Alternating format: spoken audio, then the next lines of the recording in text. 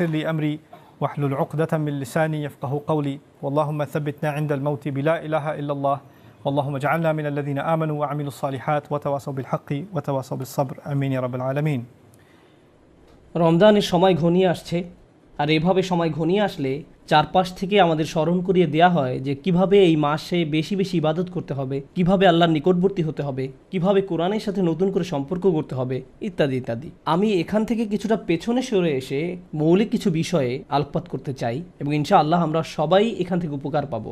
আল্লাহর সাথে আমাদের সম্পর্কগুলোর অন্যতম একটি মৌলিক সম্পর্ক হলো তার নিকট দোয়া করা, তার সাহায্যের কাঙাল আমরা।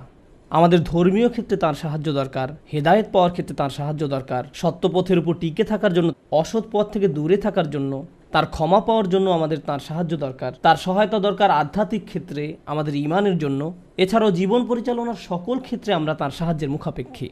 আমাদের পারিবারিক বিষয়ে তার সাহায্য দরকার, অর্থনৈতিক ক্ষেত্রে তার সাহায্য প্রয়োজন আমাদের। আপনাদের মাঝে অনেকেই এমন আছেন যারা ভয়ঙ্কর অর্থনৈতিক সমস্যায় নিমজ্জিত। কেউ আপনার সমস্যার কথা বুঝে না, একমাত্র আল্লাহ এবং আপনি ছাড়া আর কেউ বুঝে না। আপনি আপনার সমস্যার কথা কাউকে বোঝাতে ব্যর্থ হয়েছেন, তারা বুঝে না। একমাত্র আল্লাহ ছাড়া আর কেউ জানে না আপনি কি মুসিবতে জীবন অতিবাহিত করছেন। আমাদের সকলেরই কোনো না কোনো সমস্যা রয়েছে।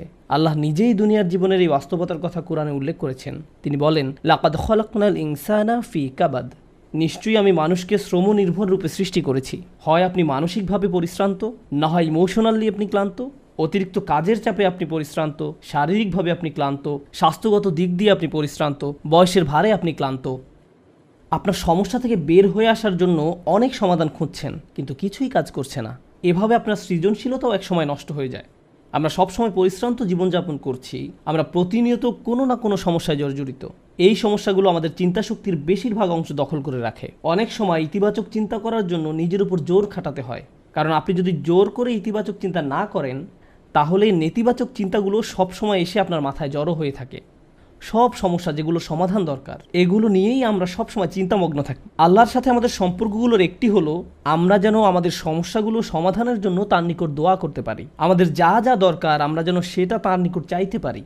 তো আজ আমি যে বিষয়টি নিয়ে কথা বলতে চাই, এমন একটি সিক্রেট উপাদান যার মাধ্যমে আমরা আল্লাহর নিকট যা ইচ্ছা তাই চাওয়ার সামর্থ্য অর্জন করতে পারি। আমরা সবাই বিভিন্ন জিনিস আল্লাহর কাছে চাই, আর সেটা হতে পারে আল্লাহ এবং বান্দার মাঝে একান্ত গোপন কোনো ব্যাপার।